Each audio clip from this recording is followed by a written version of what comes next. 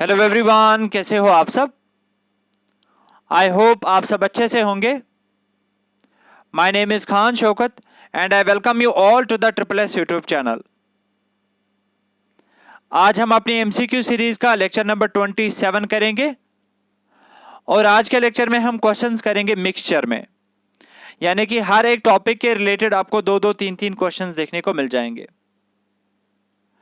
अगर इससे पहले वाले लेक्चर्स अभी तक आपने नहीं देखे हैं, आप प्लेलिस्ट में जा सकते हो, वहां पे आपको सारे वीडियोस एक साथ मिल जाएंगे।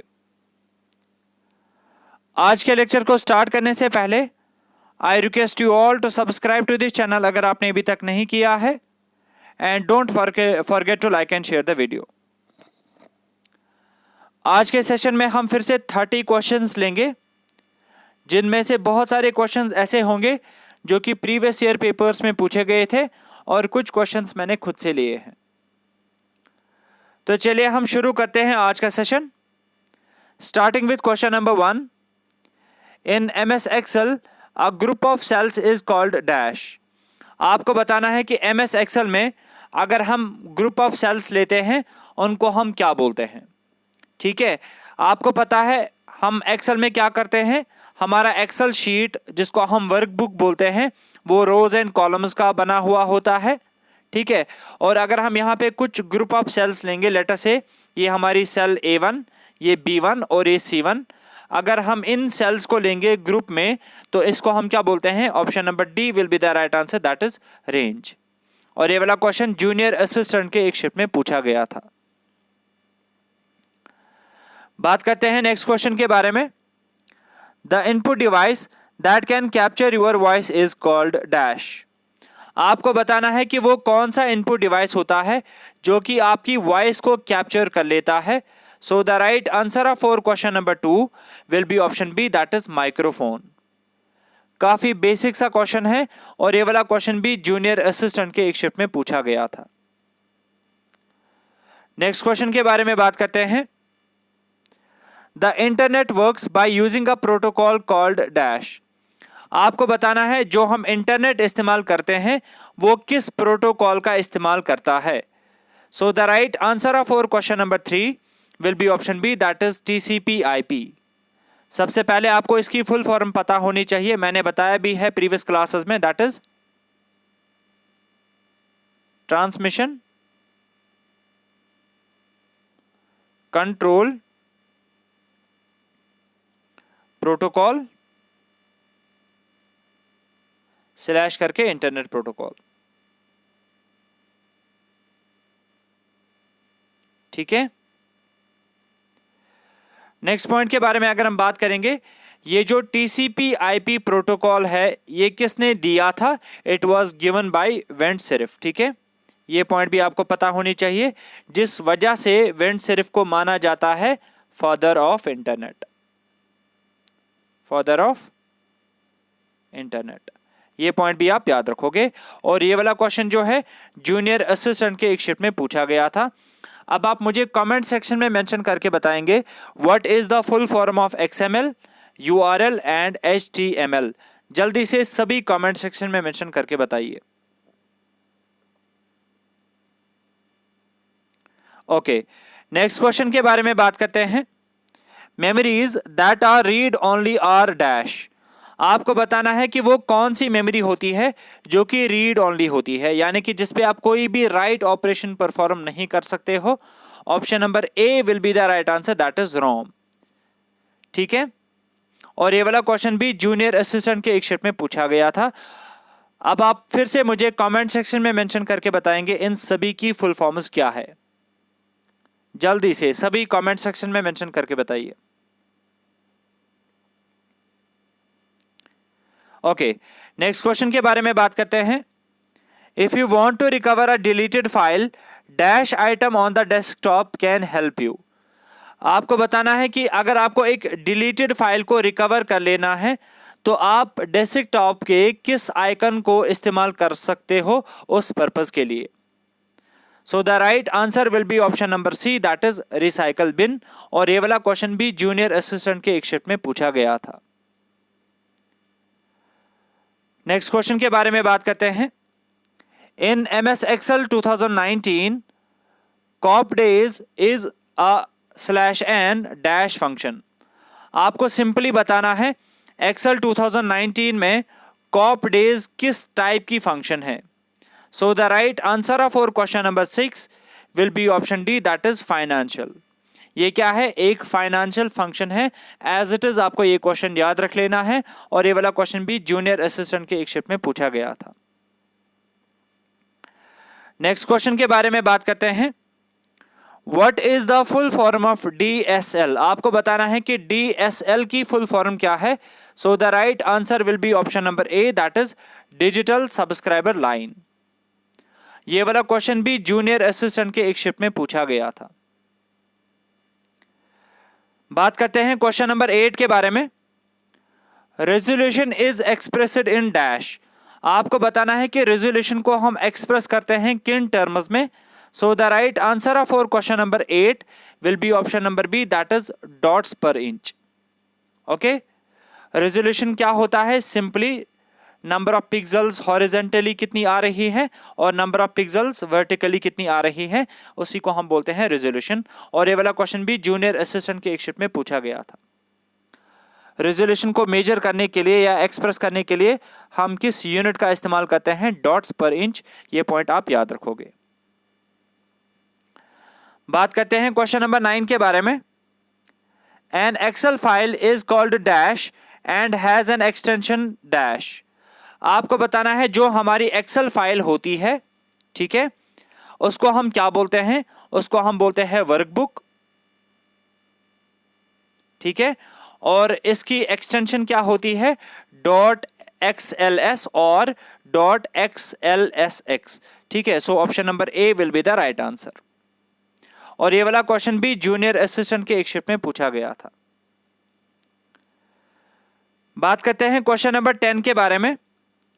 Dash is an information storage and retrieval system that works on the same technology as the internet does but is private inside a certain company. आपको बताना है कि जैसे आपको पता है कि हम इंटरनेट का इस्तेमाल करते हैं, ठीक है, उससे हम क्या कर पाते हैं? इंफॉर्मेशन को शेयर कर पाते हैं बिटवीन द सिस्टम्स. ठीक है, लेकिन अगर हम वही कॉन्सेप्ट अप्लाई करेंगे एक कंपनी के अंदर, एक ही कंपनी के अंदर, ठीक है, उसको हम वहां पे क्या बोलते हैं? Option number D will be the right answer, that is intranet. Intra की मीनिंग ही क्या आती है? That is with in a company. ठीक है, तो option number D will be the right answer. और ये वाला क्वेश्चन भी जूनियर असिस्टेंट के एक शिफ्ट में पूछा गया था. बात करते हैं नेक्स्ट क्वेश्चन के बारे में. Dash is a searching technique in which a sequential search is made over all the items one by one. आपको बताना है कि वो कौन सी सर्चिंग टेक्निक होती है जहां पे हम क्या करते हैं? सीक्वेंशियल सर्च करते हैं एलिमेंट्स को एक एक करके. आपको बताना है उस सर्चिंग टेक्निक का नाम. Option number B will be the right answer, that is linear search. As an example, अगर ये मेरे पास कुछ डेटा आइटम्स है यहाँ पे 1, 9, 5, 4 ऐसे करके, और मुझे यहाँ पे सर्च करना है 5 को. ठीक है, तो इसमें मैं कैसे 5 को सर्च कर सकता हूँ? लीनियरली, एक एक करके. पहले यहाँ पे सर्च करूँगा, क्या यहाँ पे 5 है, फिर यहाँ पे 5 को सर्च करूँगा, फिर यहाँ पे 5 को सर्च करूँगा, और जैसे ही मुझे अपना एलिमेंट मिल जाएगा उसी टाइम पे मैं अपनी सर्चिंग टेक्निक को क्या करूँगा? स्टॉप करूँगा. और सीक्वेंशियल सर्च को हम क्या बोलते हैं? Linear search. इसीलिए इस क्वेश्चन का आंसर रहेगा option number B. Okay, binary search में हम क्या करते हैं? बाइनरी सर्च के लिए आपको सिंपली एक पॉइंट पहले याद रख लेना है कि हमारी एरे जो होगी या जो हमारे डेटा एलिमेंट्स होंगे वो सॉर्टेड होने चाहिए. ठीक है, इधर असेंडिंग ऑर्डर में और डिसेंडिंग ऑर्डर में, तब जाके आप क्या कर सकते हो? बाइनरी सर्च अप्लाई कर सकते हो. ठीक है, नेक्स्ट क्वेश्चन के बारे में बात करते हैं. What is the full form of SRS? आपको बताना है कि SRS की फुल फॉर्म क्या है. So the right answer for question number 12 will be option C, that is software requirement specification. ठीक है, जब भी आपको कोई भी सॉफ्टवेयर डेवलप करना होगा, आप उस यूजर के पास जाते हो जिनके लिए आपको सॉफ्टवेयर बनाना है. वो आपको अपनी रिक्वायरमेंट्स बता देता है. उन सभी रिक्वायरमेंट्स को आप क्या कहाँ पे लिखते हो? एक डॉक्यूमेंट आप उसका बना लेते हो. उस डॉक्यूमेंट को हम क्या बोलते हैं? SRS, यानी कि सॉफ्टवेयर रिक्वायरमेंट स्पेसिफिकेशन. ये एक डिटेल्ड डॉक्यूमेंट होता है, ये पॉइंट आपको पता होना चाहिए। नेक्स्ट क्वेश्चन के बारे में बात करते हैं। What is the full form of TDM? आपको बताना है कि TDM की फुल फॉर्म क्या है। So the right answer of और question number 13 will be option A, that is time division multiplexing. ठीक है, इसी पैटर्न पे हम FDM का भी इस्तेमाल करते हैं, that is known as frequency division multiplexing. ये दो फुल फॉर्म्स भी आप याद रखोगे। अब इनकी यूजेज क्या है, आने वाले लेक्चर्स में मैं वो समझाने की कोशिश करूंगा। बात करते हैं क्वेश्चन नंबर 14 के बारे में। Dash was the first social networking website. आपको बताना है गिवन और द 4 ऑप्शंस, इनमें से कौन सी वेबसाइट ऐसी है जिसको माना जाता है first social networking website. So the right answer will be option number B, that is 6 degrees. 6 degrees website is considered to be the first social networking website और इसको डेवलप किया गया था इन द ईयर 1997। ठीक है, Facebook का अगर आपको कोई पूछेगा साल, इसको कब लॉन्च किया गया था, it was launched in the year 2004। इसी पैटर्न पे स्काइप को लॉन्च किया गया था इन द ईयर 2003। ठीक है, नेक्स्ट क्वेश्चन के बारे में बात करते हैं। Convert the following decimal number two binary. आपको ये डेसिमल नंबर कन्वर्ट करना है किसमें, बाइनरी में। सबसे पहले आप देखोगे डेसिमल नंबर क्या आ रहा है, 14। 14 को रिप्रेजेंट करने के लिए हम मैजिक नंबर्स का इस्तेमाल करेंगे, 1 2 4 8। 16 की मुझे जरूरत नहीं पड़ेगी बिकॉज वो ऑलरेडी बड़ा नंबर आ रहा है। ठीक है, अब मैं क्या करूंगा, 14 नंबर मुझे यहाँ पे बनाना है। आपको देखना है कि आप किस किस नंबर को ऐड करोगे ताकि नंबर 14 बन जाए। 18, 4 और 2 को जब आप ऐड करोगे तो नंबर क्या बन जाएगा, 14। तो इन तीनों जगहों पे हम डालेंगे 1 और इस 1 की जगह पे हम क्या डालेंगे, 0, बिकॉज इसकी हमें ज़रूरत नहीं है 14 बनाने के लिए। ठीक है, तो पहले आपको पता चल रहा है यहाँ पे हमारे आंसर का जो पहला पोर्शन होगा वो क्या होगा, 110। आप देखोगे 110 कहाँ पे आपको देखने को मिल रहा है, यहाँ पे तो नहीं है, तो ये वाला ऑप्शन कैंसिल हो जाएगा। यहाँ पे भी नहीं है, ये वाला ऑप्शन भी कैंसिल हो जाएगा। अब सी और डी में से इसका कोई ना कोई राइट आंसर है। ठीक है, अब नेक्स्ट पॉइंट के बारे में अगर हम यहाँ पे बात करेंगे, अब हमें करना है 20.25 को रिप्रेजेंट। अब अगर हम रिवर्स में इस लॉजिक को देखेंगे, अच्छे से अंडरस्टैंड कर लेना। हम क्या करें, अगर हम राइट साइड अपने कॉन्सेप्ट को अप्लाई करेंगे, 8 को यहाँ पे हमने डिवाइड 2 किया तो क्या आया, 4। 4 को हमने डिवाइड 2 किया तो क्या आया यहाँ पे 2। 2 को फिर से डिवाइड बाई 2 किया तो वो क्या आया, 1। 1 को अगर हम फिर से डिवाइड बाई 2 करेंगे तो क्या आ जाएगा, 0.5। ओके, इसको अगर हम फिर से डिवाइड करेंगे 2 से तो क्या आ जाएगा, 0.25। ठीक है, अब यहाँ तक तो ऑलरेडी 14 आ चुका है। अब आपको क्या करना है, 0.25 रिप्रेजेंट करना है। तो 0.25 के नीचे आप क्या डालोगे, 1, और 0.5 को आपको यूज नहीं करना है तो इसकी जगह पे आप क्या डालोगे, 0। तो यहाँ पे पॉइंट आ ही जाएगा। ठीक है, so option number D will be the right answer of this particular question. Hopefully एक कॉन्सेप्ट आपको अच्छे से समझ में आ गया होगा। मैजिक नंबर्स ही हमें इस्तेमाल करने हैं। अगर हम इस डायरेक्शन में चलते हैं ना तो हम क्या करते हैं, नंबर को डबल डबल करते चले जाते हैं।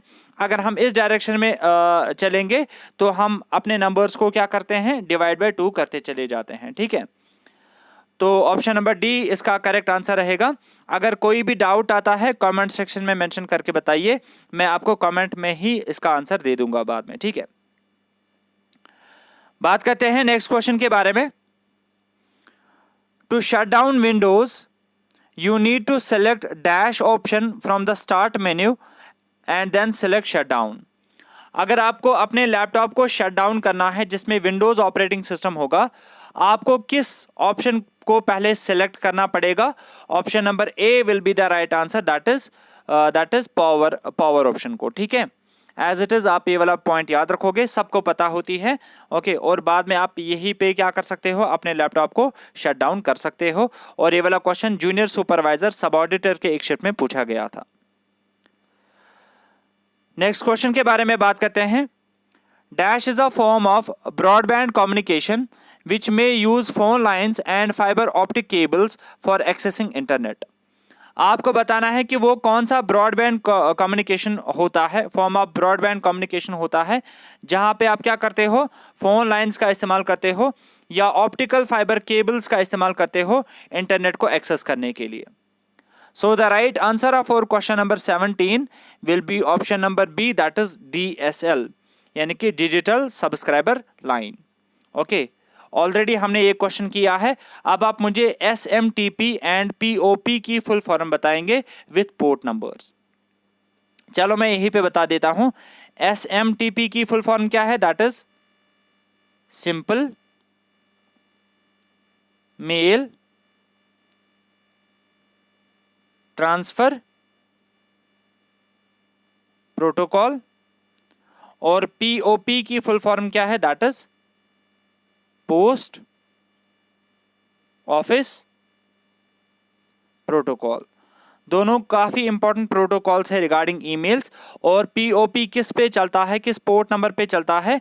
110 पे, 110 पे. और POP 3S किस पे चलता है? It runs on port number I guess 995. ये पॉइंट आप याद रखोगे. अब आप मुझे SMTP का पोर्ट नंबर कमेंट सेक्शन में मेंशन करके बताएंगे जल्दी से सभी. नेक्स्ट क्वेश्चन के बारे में बात करते हैं. Dash icon on the address bar indicates that the website is a secure site. आपको बताना है कि कौन सा आइकन एड्रेस बार पे आपको देखने को मिल जाता है जिसको देख के आपको पता चलता है कि ये जो वेबसाइट है ये एक सिक्योर वेबसाइट है. ओके, ताला टाइप आपको वहां पे देखने को मिलता है इस पैटर्न पे. ठीक है, और इसको हम क्या बोलते हैं? Option number C will be the right answer, that is padlock. Okay, padlock icon आपको देखने को मिलता है एड्रेस बार पे जिसको देख के आपको पता चलती है कि ये एक सिक्योर वेबसाइट है. ठीक है, और ये वाला क्वेश्चन भी जूनियर सुपरवाइजर सबऑर्डिनेटर के एक शीट में पूछा गया था. नेक्स्ट क्वेश्चन के बारे में बात करते हैं. Dash is a standard network protocol used for the transfer of computer files between a client and server on a computer network.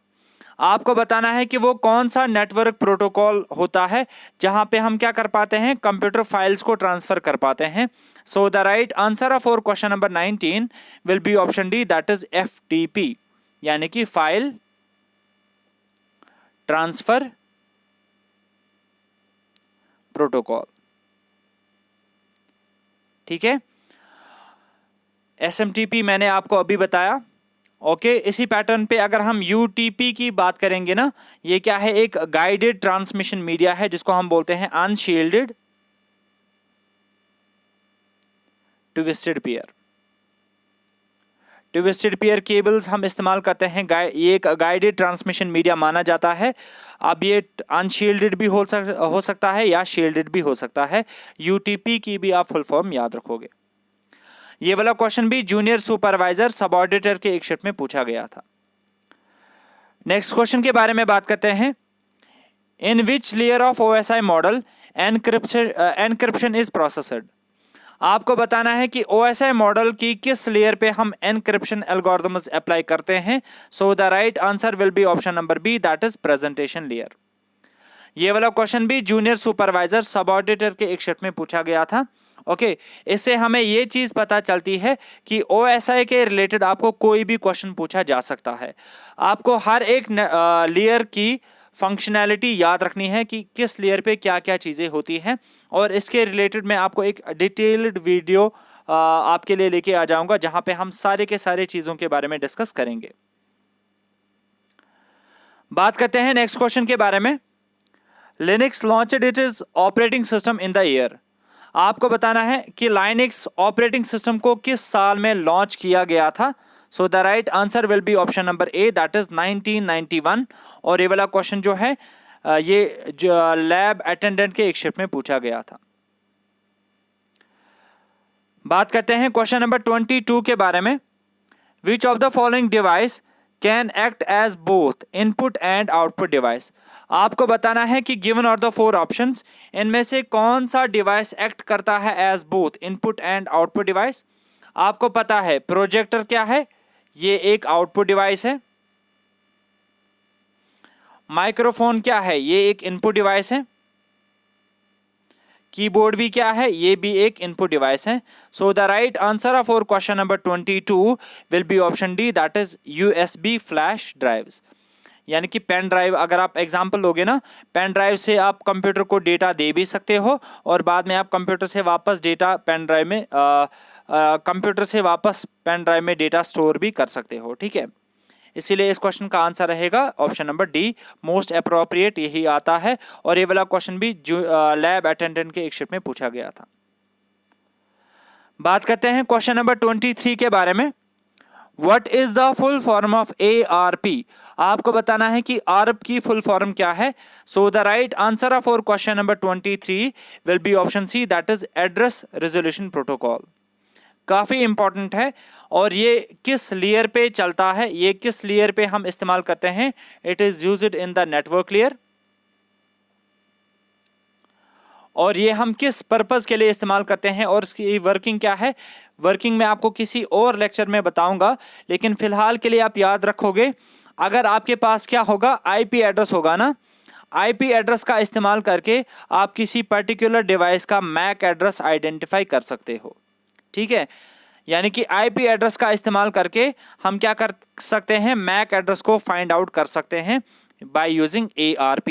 इसी पैटर्न पे इसका उल्टा एक और प्रोटोकॉल हम नेटवर्क लेयर पे इस्तेमाल करते हैं, जिसको हम बोलते हैं RARP। ठीक है, यानी कि रिवर्स एड्रेस रेजोल्यूशन प्रोटोकॉल। वहां पे given the value of MAC address को इस्तेमाल करके आप किसी स्पेसिफिक डिवाइस का IP एड्रेस आइडेंटिफाई कर सकते हो या फाइंड आउट कर सकते हो। ये दो पॉइंट्स भी आप याद रखोगे। ठीक है, बात करते हैं नेक्स्ट क्वेश्चन के बारे में। Dash checks the basic system device like keyboard, RAM, HDD etcetera are present and working properly. आपको बताना है कि हम किस चीज़ का इस्तेमाल करते हैं अपने डिवाइसेस को चेक करने के लिए। लाइक कीबोर्ड को चेक करने के लिए, रैम को चेक करने के लिए, हार्ड डिस्क को चेक करने के लिए, अगर वो प्रेजेंट है, क्या वो प्रॉपरली काम कर रहे हैं कि नहीं कर रहे हैं। ठीक है, उसको हम बोलते हैं पोस्ट, POST, यानी कि power on self test. Option number B will be the right answer. ठीक है, और ये वाला क्वेश्चन भी जूनियर सुपरवाइजर सबऑर्डिनेटर के एक शिफ्ट में पूछा गया था। बात करते हैं क्वेश्चन नंबर 25 के बारे में।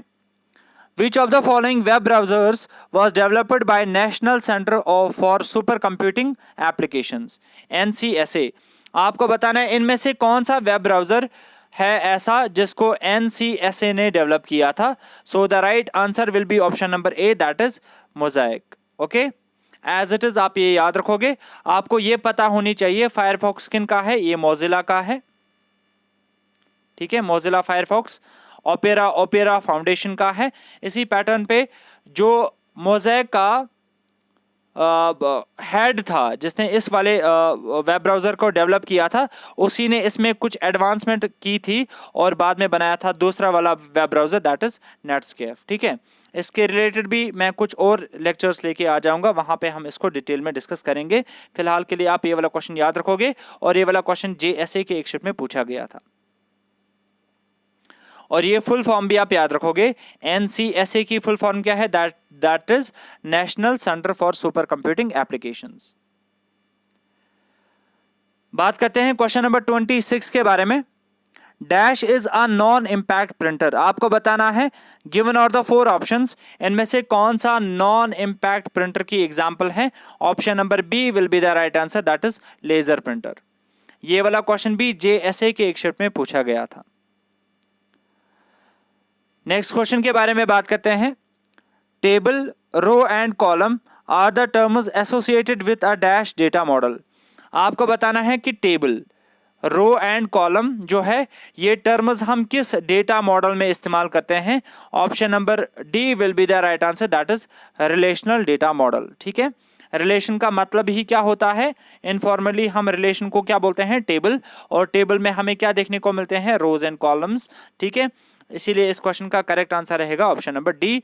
और ये वाला क्वेश्चन भी JSA के एक शिफ्ट में पूछा गया था। नेक्स्ट क्वेश्चन के बारे में बात करते हैं। Twisted pair cable and coaxial cable are the different types of data transmission dash.